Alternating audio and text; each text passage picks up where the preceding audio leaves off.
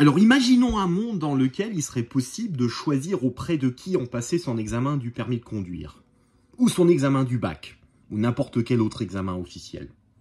Eh bien c'est exactement ce qui se fait avec le FCL 55.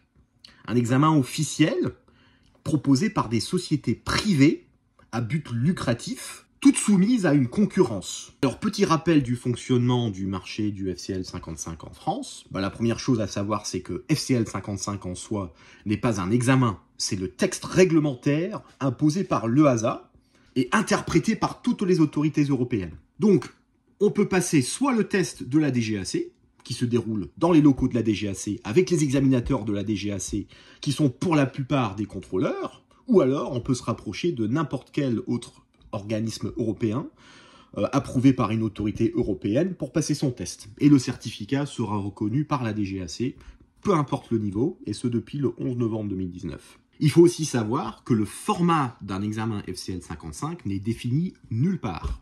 L'OACI émet des recommandations, l'EASA émet un texte réglementaire qui dit aux autorités qu'il faut tester le niveau d'anglais des pilotes, mais sans préciser comment. Il incombe aux autorités elles-mêmes de décider de la manière dont elles veulent évaluer le niveau d'anglais des pilotes sous leur tutelle. On se retrouve alors en France avec un marché sur lequel les pilotes peuvent choisir auprès de quel opérateur ils veulent passer leur test d'anglais. Et quels facteurs vont motiver leur choix? Eh bien, vous allez peut-être me dire que c'est uniquement le service client ou alors l'accueil qu'on réserve aux pilotes quand ils passent le test, mais en réalité, c'est très loin d'être le cas. Alors, quand on évalue un niveau d'anglais, on est censé utiliser la grille OACI, la grille officielle avec les 6 critères, prononciation, structure, vocabulaire, fluidité, compréhension et interaction. Mais ce sont des critères holistiques, c'est-à-dire que personne ne précise la manière dont on est censé les interpréter. L'interprétation dépend uniquement de l'organisme qui vous fait passer votre test. Alors, il fut un temps où le niveau 4 opérationnel était suffisant pour toutes les compagnies. Dès qu'on avait le niveau 4, on était opérationnel. Il fallait juste repasser le test tous les 4 ans. Et si on avait un niveau 5, on avait un peu de chance, donc on avait un meilleur niveau, mais c'était pas une fin en soi. Le problème, c'est que maintenant, pour la plupart des compagnies, il faut minimum niveau 5 pour être embauché. Donc, on peut dire même que le niveau 5 est devenu le nouveau niveau 4. Donc, un jeune qui sort d'un ATO, qui est à la recherche de son premier boulot, s'il n'a pas un niveau 5, il est fichu. Il en va de même pour les pilotes en activité depuis un petit moment, dans l'aviation d'affaires par exemple, ou dans des petites compagnies qui ont toujours volé qu'avec un niveau 4, qui ne sont un danger pour personne, mais à qui on réclame maintenant un niveau 5.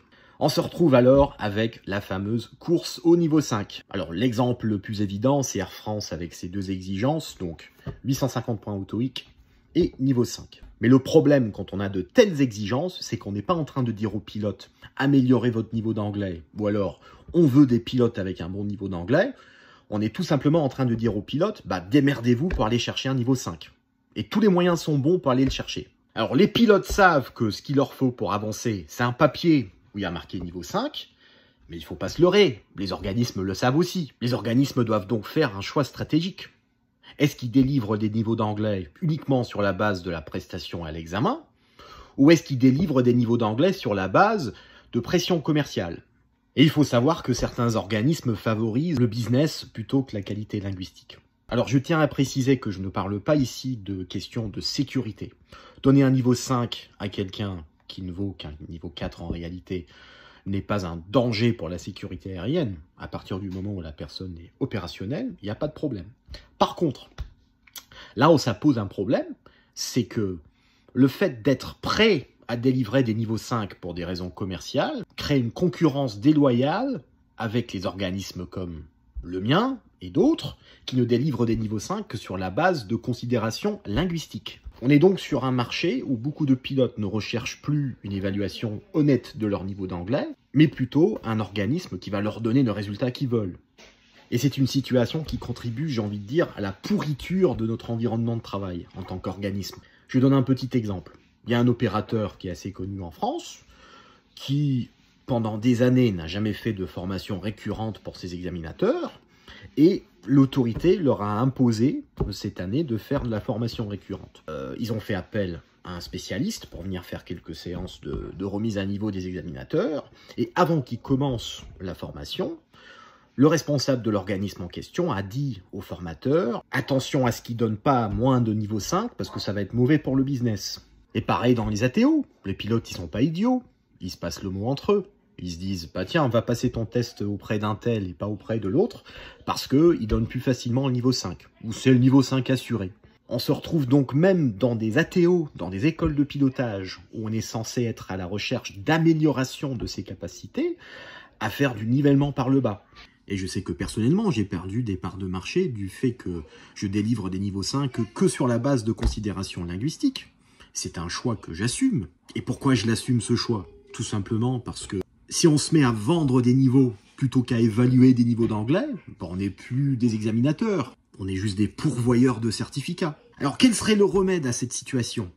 Moi j'ai toujours été partant pour qu'on crée une qualification européenne d'examinateur linguistique.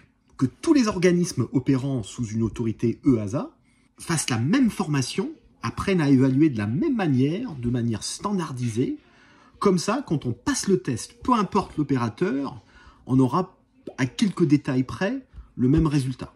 Il ne s'agit pas de rendre le test plus difficile, ni de le rendre plus facile, juste de le rendre pareil pour tout le monde.